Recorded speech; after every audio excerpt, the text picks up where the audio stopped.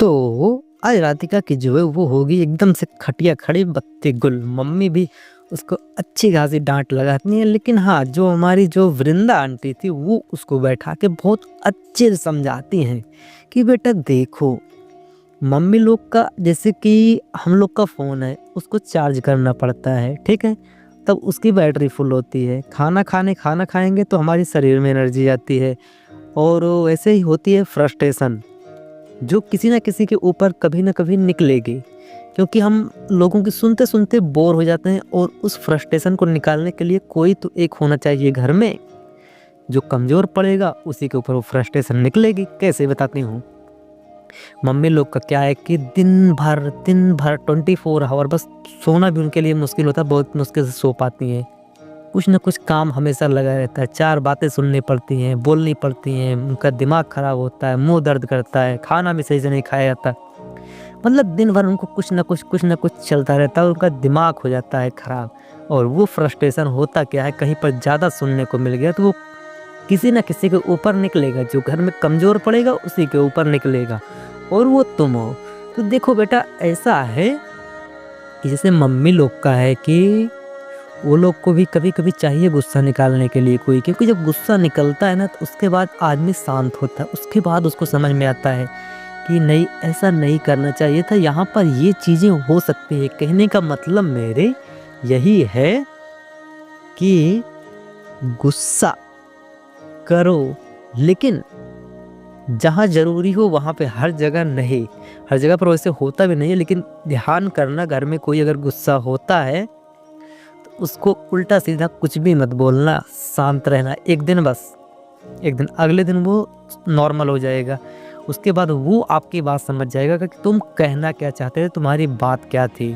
क्योंकि उसको इस चीज़ का रियलाइज़ हो जाएगा कि नहीं, पहले मुझे तुम्हारी बात सुननी थी, उसके बाद जो फैसला करना था मुझे वो करना था। धीरे-धीरे जब ये आहिस्ता-आहिस्ता आदत बन जाएगी ना, कसम से बोल रहा हूँ, ज़िंदगी में बहुत सुधार आता है। तो आज हम लोग जो डिज़ाइन बनाएँगे, पहले उसको देख लेते हैं। ये जो हाथ में अपना ब्राइडल डिज़ाइन होता है ना, तो यहाँ पे मंडप बनता है, और भी चीज़ें अलग-अलग पैटर्न होते हैं, ढोल हो गया, कई सारी चीज़ें हैं। और वो जो तो हाथ आपस में लगते हैं, और क्या बोलते हैं उसको, बंधन होता है, बंधन। 2 जो साड़ी और एक गमछा, दोनों आपस में बंधते हैं, वो हो गया। मंडप वगैरह चीज़ें जो बनती हैं, तो आज 4-5 चीज़ें, 4-5 नहीं 3-4 चीज़ें ट्राई करें, क्योंकि इसमें जो है टाइम लगता है। मेरे ख्याल से मैंने 5 चीज़ें बनाई हैं, तो 5 चीज़ें बनाने में मुझे 1 घंटे के आसपास या 1 घंटे 20 मिनट के करीब लगा है। लगता भी है यार, क्योंकि क्या है कि एक अंदर जब एनर्जी होती है ना, तो लगाने में, वो चीज़ें करने में मज़ा आती है, और वो चीज़ें बहुत जल्दी हो जाती है। सबसे बढ़िया बात तो यही है। लेकिन जिस दिन हम वीक होते हैं, 10 मिनट का काम 20 मिनट, आधे घंटे आराम से लेके जाता है, क्योंकि वहाँ पे दिमाग लगता है नहीं। किसी तरीका दिमाग को शांत बैठाया और लग गए। तो वहाँ पे दिमाग में क्या आता है कि आज हम जो डिज़ाइन बनाएंगे, समझ लो यूँ कि हम टाइम पास कर रहे हैं, ऐसा लगता है। आराम डिज़ाइन बनाएंगे, कुछ गड़बड़ होगा तो आलसपन इतना रहेगा कि ये भी मन नहीं करेगा कि इसको उंगली मार के लेवल कर दें, बराबर कर दें या हटा दें। इतना भी आलस आ जाए, इतना आलस रहता है कि ये भी करने का मन नहीं करता। जिस दिन दिमाग खराब होता है किसी बात को लेकर, कि भाई वीक हो जाते हैं हम, थोड़ा तबीयत गड़बड़ हो जाती है, तो ऐसा होता है। तो एनर्जी के लिए यहाँ पे मैं तुमको डिस्क्रिप्शन में एक सॉन्ग का नाम दूंगा। लगेगा ना प्रमोशन है, हाँ लगेगा ही। गाने का नाम बताने में प्रमोशन लगता है ना। तुम्हारे लिए बता रहा हूँ, सेहत के लिए लाभदायक है। वो गाना नहीं है, वो केवल एक फंक म्यूजिक है। फंक म्यूजिक ऑरा टाइप का। उसको कानों में ब्लूटूथ जब लगाना, उसी को गाने को लूप में प्ले कर लेना। लूप मतलब एक गाना हर बार रिपीट होगा, वही चलता ही रहेगा, बार बार वही चलेगा, बार बार। जब तक आर्ट करोगे तब तक उस म्यूजिक को कान में सुनना लगा के, और उसको ध्यान करना। मतलब क्या एनर्जी निकल रही है, क्या वाइब निकल रही है इस म्यूजिक से, वो आपको एकदम अलग लेवल का बनाएगा। एक दिन में नहीं, लेकिन एक दिन जरूर हो जाएगा। कब? अराउंड मान चलो हफ्ते 10 दिन बस। उसके बाद मतलब तुम्हारी जो एनर्जी होगी ना, वो अलग लेवल पे पहुंच जाएगी। अब इधर आते हैं। राधिका जो थी बड़ी परेशान। आज सुन लिए ना आवाज़। बड़ी ज़्यादा दिक्कत थी राधिका को। और होता क्या है कि वो घर में आती है, तो जो उसकी दोस्त होती हैं रूमीज़, वो सभी लोग परेशान होते हैं कि ये लड़की कर क्या रही है, इतना टाइम हो गया आई नहीं। और जो खाने की प्लानिंग बन रही होती है कि राधिका और प्रीति ये दोनों लोग तो कुछ चिकन मटन खाने वाली है नहीं, ये सब घास फूस हैं, मतलब खाने वाली है, मतलब उनका नाम ही वही रख दिया। ये घास फूस के लिए हम क्या बनाएंगे, पनीर बना लेंगे तो सही रहेगा, चलेगा ना। ठीक है चलेगा। तभी राधिका आती है और वो बहुत ज़्यादा उदास होती है, उसके आंसू निकल रहे होते हैं, वो उसका माथा पसीना से भीगा जाता है, भीग जाता है एकदम से। क्या हुआ राधिका, इतनी परेशान क्यों है? अरे यार क्या बताएं तुमको, हमारा सुबह सुबह फ़ोन खो गया और मम्मी भी फ़ोन नहीं उठा रही है। वो लोग भी पता नहीं क्या सोच रहे होंगे कि मैं अपनी बात से पीछे हट गई, जो मैं कर नहीं सकती थी वो बोला क्यों, मेरा फ़ोन गुम हो गया। तो बड़ी मम्मी को टाइम पे केक ऑर्डर कर पाई, अब मुझे भी सुनने को मिलेगा, अब लोगों का भरोसा मेरे पे से उठ जाएगा। तो जो रूमी थी वो बोलती है, अरे यार तू इतना घबरा क्यों रही है, अभी टाइम थोड़ी निकला है, अभी बर्थडे का, अभी केक काटने का टाइम है। तो एक काम कर, ये फ़ोन ले और फटाक से केक ऑर्डर कर दे, केक अभी 10 मिनट 15 मिनट में पहुंच जाएगा, कोई तुझसे गुस्सा नहीं करेगा। राधिका फिर इस चीज़ को लेकर खुश हो जाती है।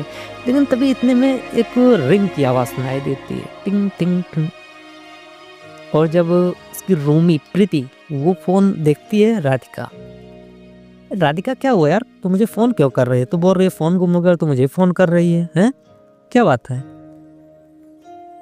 राधिका जब ये सुनती है तुरंत खड़ी हो जाती है और तुरंत फ़ोन छीनने लगती है। फ़ोन देना, फ़ोन देना। फ़ोन छीन के बोलती है, हेलो हेलो ये मेरा फ़ोन है, तुम्हें कहाँ मिला, तुमने कैसे ये नंबर पे कॉल कैसे किया, तुम्हें फ़ोन मेरा कहाँ मिला? तो वो ऑटो ड्राइवर जो था, जहाँ पे उसकी सुबह सुबह में फ़ोन छूट गई थी, मतलब जिस ऑटो से वो गई थी, तो वहाँ पे उसका फ़ोन रह गया था। वो भाड़ा देने लगी, इतने बार में वो फ़ोन बैग में डालना भूल गई, तो सीट पर ही छूट गया था। तो वो ऑटो वाला अंकल बोलते हैं कि मैडम तुम्हारा फ़ोन जो है हमारी ऑटो में छूट गया था, हम जब सर्विस कर रहे थे जब ऑटो की, तो उस टाइम तुम्हारा फ़ोन हमें जो है मिला। तुम हमें केवल ये बताओ आपको कहाँ, हम आपका फ़ोन आके वहीं पे दे देते हैं। राधिका एकदम खुश हो जाती है क्योंकि उसका फ़ोन जो था गुम हो गया था। दूसरी बात पैसों की भी दिक्कत थी यार, अब 10,000 12,000 रुपये खर्च करना पड़ेगा, दूसरा फ़ोन लेना पड़ेगा, ऊपर से इतनी समस्या, घर में बवाल हो गया, पैसे कौन देगा? पूछो ये मत। राधिका के चेहरे की खुशी। और ऑटो वाले अंकल आते हैं तो जाके फ़ोन लेती है और धन्यवाद, थैंक यू, शुक्रिया अंकल, आपके जैसे लोग नहीं मिलते, बहुत मुश्किल से आपने फ़ोन लिया और आपके पास रह गए, आप इतने टाइम के बाद रात में इतनी दूर चल के आए, हमारा फ़ोन लौटाए, बहुत बहुत शुक्रिया अंकल। अंकल बोलते हैं ठीक है बेटा, ये हमने इंसानियत के नाते किया है, फ़ोन लो, और हमें पता है सभी लोग की ज़िंदगी फ़ोन में ही बसती है, ये लो अपना जो भी तुम्हारे फ़ोन पे फ़ोन आया होगा अपना बात करो। ये तुम्हारा फ़ोन स्विच ऑफ हो गया था, हमने इसको चार्ज किया और आपको कॉल लगाया, अब आपको आपका फ़ोन दे दिया, बात करो। राधिका बोलते हैं ठीक है अंकल, थैंक यू, शुक्रिया, आपके जैसे लोग बहुत कम ही देखने को मिलते हैं अंकल। अंकल भी वेलकम करके आराम से अपना निकल जाते हैं। राधिका फ़ोन लगाती है घर पे मम्मी के पास, और मम्मी का पारा एकदम हाई होता है। यार राधिका तुम चाहती क्या हो, पूरे घर में तुम्हारी बेइज्जती करवा दी, वैसे भी घर वालों का हम पे भरोसा नहीं रहा, ऊपर से हमने तुम्हें इतनी दूर मुंबई भेजा है, ऊपर से घर वाले हमें और सुनाएंगे कि ये सब तुम्हारी वजह से हो रहा है, सब कुछ। कभी सब्जी में नमक ज़्यादा हो जाएगा तब भी तो तुम्हारा ही नाम लेके मुझे दोष देंगे, और हर एक चीज़ के लिए बस कुल मिला के मुझे ही सुनना है। बड़ी बड़ी फेंकने की क्या ज़रूरत थी, एक तो वैसे ही हमारी घर में पूरी बेइज्जती करा रखी है, कोई हमारी बातें नहीं सुनने को, और आप ताना अलग से मारेंगे सभी, घर वाले वैसे ही भड़के रहते हैं तुम्हारे ऊपर, तुमको तो इतने दूर भेज दिया है ऊपर से, और मेरा दिमाग ख़राब रहता है, सभी लोग मुझे ही ताना मारते हैं, मैं क्या करूं, पागल हो जाऊंगा, दिमाग ख़राब हो जाएगा मेरा। तुम काम करो, फ़ोन रखो, बस मुझे तुमसे बात नहीं करनी, रखो। इतना बोलकर मम्मी फ़ोन काट देती हैं और वो लग जाती हैं चार सिमटने। और उधर राधिका जो है वो बेंच में बैठी सोसाइटी के बाहर, सोसाइटी में ही बाहर बैठी है, वहाँ पे बैठे बैठे रो रही थी। तभी एंट्री होती है वृंदा आंटी की। वही वृंदा आंटी, वो जिन्होंने गाजर का हलवा दिया था उसको। वो बताती हैं क्या हुआ राधिका, बेटा क्या हुआ, इतना परेशान क्यों हो, कुछ नहीं आंटी, बस ऐसे ही, बताओ मुझे क्या हुआ। वो मम्मी मुझे ऐसे ऐसे बोल रही है, मेरा फ़ोन गुम हो गया था, मैं क्या करती। ना तो मैं बात कर पाई, ना किसी को विश कर पाई, ना कोई चीज़ जो बोला था केक के लिए वो भी नहीं बेच पाई। कोई मेरी बात सुनने को राजी नहीं हो रहा। मैं क्या करूं, क्या बताऊं, मुझे भी गुस्सा आ रहा है। तो आंटी जो है वो बड़े प्यार से एक बात बताती है, देखो बेटा, तुम्हारी मम्मी मम्मी है और हम भी मम्मी हैं, हमारे भी बच्चे हैं, उनके भी बच्चे हैं, आप हो, हमारे भी बच्चे हैं, घर पे हैं। तो एक छोटी सी बात है कि ये जो मम्मी नाम की प्रजाति है ना, ये ऐसी ही है, गुस्सा करेगी, गुस्सा किसी ना किसी के ऊपर उतारेंगी। तुमको अच्छे से एक छोटी सी बात एक्सप्लेन करते हूँ, बस तुम ध्यान रखना ये चीज़ को, बहुत ज़िंदगी में बहुत काम आएगी। ये जैसे कि मम्मी है, मान लो मैं ही, कभी कभी होता है कि मेरा छोड़ो, तुम्हारी मम्मी की बताता हूँ। मैं तो शहर में हूँ, खैर मेरा थोड़ा कम ही है, तुम्हारी मम्मी की बताता हूँ, वहाँ पे फैमिली वाले हैं। तो उनको क्या है कि सुबह अगर थोड़ा लेट हो गई तो उसके लिए भी सुनना पड़ता है, खाना बनाने के लिए, क्योंकि सभी को ड्यूटी जाना होता है। थोड़ा भी लेट हुआ तो सुनने को मिलेगा, और जल्दी जल्दी में खाने के में नमक तेज़ हो गया तब भी सुनने को मिलेगा। और दिन भर उनको कुछ ना कुछ काम करना ही रहता है। दिन भर उनको बैठने की छुट्टी नहीं मिलती, टाइम से खाना तक खाने को फुर्सत नहीं है।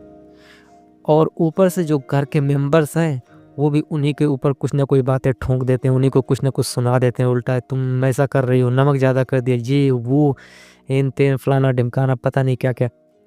मम्मी लोग को दिन भर कुछ ना कुछ सुनना रहता है हर टाइम। शाम को ही कब सोती हैं, कितने टाइम बाद सोती हैं, और सुबह सबसे पहले उठती हैं। बेटा, जैसे एनर्जी के लिए हमें खाना खाना पड़ता, उसके बाद हमारे शरीर में एनर्जी आती है। और फ़ोन को जब हम चार्ज करते हैं तब उसमें एनर्जी आती है। वैसे ही बिना एनर्जी के कोई चीज़ चल नहीं सकती। और मम्मी लोग जो हैं वो भी वीक पड़ जाती हैं, कमज़ोर पड़ जाती हैं। जब उनको एक बार अपना गुस्सा कहीं निकालने को मिल जाता है ना, तो वो रिफ्रेश हो जाती हैं, रीसेट मोड पे आ जाती हैं। तो क्या होता है कि उनकी सोचने की कैपेबिलिटी, शरीर की एनर्जी, फ्रस्ट्रेशन, हर एक चीज़ अपनी अपनी जगह पे एकदम व्यवस्थित हो जाता है। ये बात हर कोई नहीं समझता। अगर घर वाले मम्मी पापा कुछ बोल देते हैं तो हम लोग उसको सीरियस ले लेते हैं, और सीरियस ना लेने की भी वजह बताती हूँ तुमको। तुमको पता है कि तुम्हारी मम्मी तुमसे कितना प्यार करती हैं, और मम्मी को भी पता है कि तुम कितना प्यार करती हो। तो मम्मी को तो तुम बोल नहीं सकती, और मम्मी पे रहती सबसे ज़्यादा परेशान। तो वो जब भी अपना फ्रस्ट्रेशन, गुस्सा दिखाया करे ना, तो आराम से सुन लिया करो, ठीक है। वो गुस्सा होंगी एक बार, उसके बाद वो ठीक हो जाएंगी। जब एक बार, अभी क्या है कि आपको जल्दी में भी सुना दिया, अभी एक बार जब उनको बातें समझ में आ जाएंगी, जब ठीक हो जाएंगी, तो अगली बार के लिए आपके लिए टाइमिंग बढ़ जाएगी। कहने का मतलब कि दोबारा भी सुनाना होगा ना, तो वो हलबुली में जल्दी में आपको नहीं सुनाएंगे। पहले एक बार सोचेंगी कि पिछली बार तो मैंने सुना दिया था, बात नहीं सुनी थी, बात क्या थी। इस बार वो आपकी बात सुनेंगी। तो मम्मी लोग का ये लगा रहता है, चलता रहता है, तो उसको सुनो, साइड करो, ठीक है। मम्मी लोग के लिए इतना ज़्यादा दुखी नहीं होना चाहिए बेटा। मम्मी लोग हैं, उनको भी थोड़ा कभी कभी होता है, फ्रस्ट्रेशन हो जाता है, तो उतार रही है गुस्सा तो उतार लेने दो, कोई दिक्कत नहीं है। कुछ होगा नहीं तुमको, थोड़ी देर डिप्रेशन में रहोगे फिर ठीक हो जाओगे। थोड़ी देर बाद, 10 मिनट बाद, 15 मिनट फ़ोन करके हंस के बोल लो। कुछ नहीं बोलेंगे तो बोल देना, हाँ नहीं करना बात तो मत करो, एक बार हेलो तो बोल दो बस। हाँ, तो एक बार उनके चेहरे पे स्माइल आए तो उनको भी लगेगा मेरी बिटिया भी ना कमाल की है। इसको कुछ भी बोल लो, कितना भी सुना लो, आखिरकार मना ही लेती है हमें। उसके पास सारी चीज़ें सेट हो जाएंगी। और इधर जो है, जब वृंदा आंटी इतना समझाने के बाद वहाँ से निकल जाती हैं, तो राधिका भी फ़ोन लेके घर में आती है। और वहाँ पे राधिका के घर पे क्या चल रहा होता है, सभी लोग उदास बैठे हैं, सैड बैठे हैं, क्योंकि केक आया नहीं है। बर्थडे के लिए क्या था, खीर थी, खीर सभी को बांटनी थी। और उधर दादी बोलती हैं, बहू क्या कर रही हो। केक नहीं आया तो सबको खीर ही खिला दो, भूखे ही मारोगे क्या सभी को। और जो आंटी थी वो बैठ के अपना पूरी हाथ में लेके बस तोड़ने ही जा रही थी, इतने में उनका फोन बजने लगा। उन्होंने फोन लिया, फोन उठाया नहीं, बोल रही हैं राधिका वीडियो कॉल कर रही है, बात करनी है सभी को, किसी को। तो दादी आती है और बोलती है उठा फोन, उठा फोन, उठा, हमें बात करनी है। और उठते ही राधिका बढ़िया एक पेपर में हैप्पी बर्थडे बड़ी मम्मी विश करती है। और मम्मी से क्या बोलती, सबसे पहला शब्द हैप्पी बर्थडे मम्मी। हमें पता था चाहे घर में कोई हमारा फ़ोन उठाए या ना उठाए, आप ज़रूर उठाएंगे, क्योंकि आप ही एक हैं जो हमें घर में समझती है, और हमें तो कोई समझता ही नहीं है। और बड़ी मम्मी की खुशियों का ठिकाना ही मत पूछो, क्योंकि राधिका ने जो बोला वो उनको टच हो गया। और हुआ क्या था, दरअसल वो भी राधिका को सुना रही थी पहले, लेकिन राधिका की इतना बोलने सारा पासा ही पलट गया। आज तो होता है ना, फील होता है कभी कभी हमने उसके बारे में गलत बोला और वो हमारे बारे में अच्छा सोचता है। वो हुआ भी वही। सभी लोग खुश हो गए और मम्मी जो थी वो पीछे खड़ी है, आंसू बहाए जा रही है, मुस्कुराए जा रही है, पूछो ही ना। वो मुस्कुराए जा रही है, आंसू बहाए जा रही है। राधिका उनके आसपास में जितने भी लोग खड़े हैं सभी का नाम लेकर बुला रही है, हाल चाल ले रही है, और मम्मी को कुछ भाव ही नहीं दे रही। तो घर पे सभी को फिर बताया, बड़ी मम्मी हमें कॉल करने में लेट हो गया, मैं माफ़ी चाहती हूँ, क्योंकि हमारा फ़ोन जो है वो सुबह में ही खो गया था, हम फ़ोन पाए नहीं। और अभी जो जो कि हमारा फ़ोन जहाँ पे खोया था वो अंकल लाके अभी हमारा फ़ोन दे गए हैं, तो इसी वजह से हम अभी कॉल कर पाए। अच्छा मम्मी, एक बात बताओ, बस इतने में तो डोर बेल होती है और राधिका बोलती है पापा एक काम करो, अब जाके गेट खोलो, कुछ आया है। कुछ आया है। और जैसे गेट खोलने जाते हैं और एक बंदा पार्सल लेके आया था, वो बोलता है हैप्पी बर्थडे सर। बोलते हैं अंकल नहीं, बर्थडे मेरा नहीं है, अब जिसका बर्थडे वो अंदर है। केक लेके जाते हैं, बढ़िया बड़ी मम्मी की पसंदीदा केक, पूछो ही मत। किसी को केक खिलाने को राजी नहीं थी, वही बहुत महंगा हमारी गुड्डी ने भेजा, हम किसी को नहीं देंगे। अगले वीडियो मिलते हैं और मजा है।